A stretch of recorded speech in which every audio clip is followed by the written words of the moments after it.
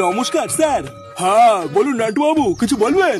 আসলে স্যার আমি ফাটাকে স্কুলে দিতে এসেছিলাম, বুঝলেন তো, তাই ভাবলাম যাওয়ার পথে আপনার সাথে একটু দেখা করে যাই। মানে স্যার ফাটা স্কুলে ঠিকঠাক পড়াশোনা করছে তো?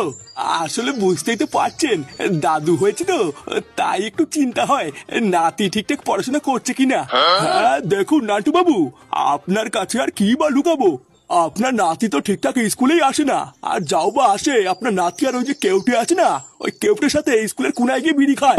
এমা না না স্যার, এসব আপনি কি বলছেন? আমার নাতি স্কুলে এসে বিড়ি খায়?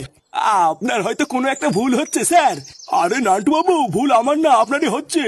আপনার নাতি তো স্কুলে এসে বিড়ি খেতে গিয়ে বহুবার ধরাও পড়েছে। আপনার নাতি তো আপনার পাশেই আছে, ওকে জিজ্ঞাসা করুন না। এই কি রে ফাটা, স্যার এসব কি বলছে? ও বুঝেছি, তার মানে তুই স্কুলে এসে এইসব করিস। দাঁড়া, আজ একবার বাড়ি চল, তোর কাঠ আমি খুলছি।